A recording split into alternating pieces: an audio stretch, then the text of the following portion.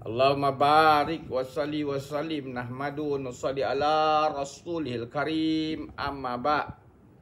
Sayyidina Zuhair Numairi radhiyallahu berkata, pada satu malam kami telah keluar bersama Rasulullah sallallahu alaihi wasallam dan kami telah lalu di sisi seorang lelaki yang sedang berdoa dengan bersungguh-sungguh. Lalu baginda SAW berhenti mendengar doanya. Baginda SAW bersabda, doa ini pasti diterima jika dimaterai mohornya. Di antara orang ramai ada seorang lelaki bertanya, dengan apakah dia patut memeterai mohor doanya itu? Baginda SAW bersabda dengan perkataan amin setelah dia selesai berdoa. Kerana sungguhnya jika dia telah memeterai doanya dengan amin, maka doanya pasti diterima. Lalu lelaki yang bertanya itu telah meninggalkan baginda SAW dan pergi kepada lelaki yang sedang berdoa. Lalu berkata, sudahilah doa kamu dengan amin dan bergembiralah dengan berita bahawa doa kamu dikabulkan. Abu Daud.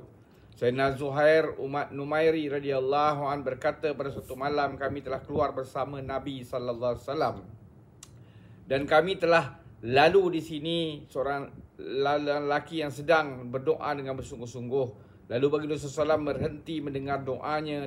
Baginda SAW bersabda, doa ini pasti diterima jika dia meterai mohornya. Di antara orang ramai ada seorang lelaki bertanya, dengan apakah dia patut meterai mohor doanya itu?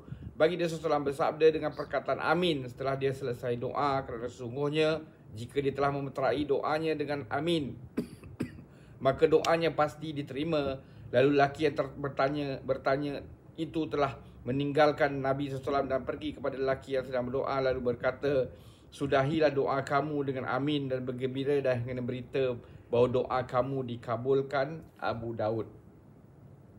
Sayyidina Abu Hurairah radhiyallahu meriwayatkan bahawa Nabi SAW bersabda, apabila tinggal 1/3 akhir daripada waktu malam, maka Tuhan kita Allah Subhanahu wa ta'ala turun ke langit dunia dan berfirman, siapakah yang berdoa kepadaku, aku akan menerima doanya. Siapa yang akan meminta daripadaku, aku akan menunaikan permintaannya.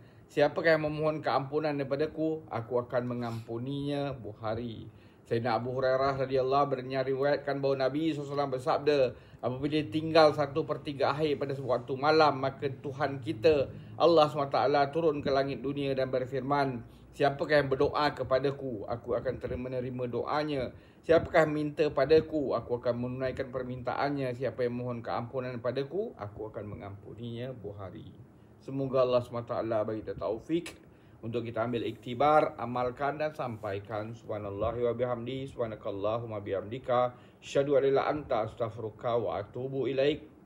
Subhana rabbika rabbil izzati amma yasifun wa salamun al mursalin, alhamdulillahi rabbil alamin. Taqabbalallah.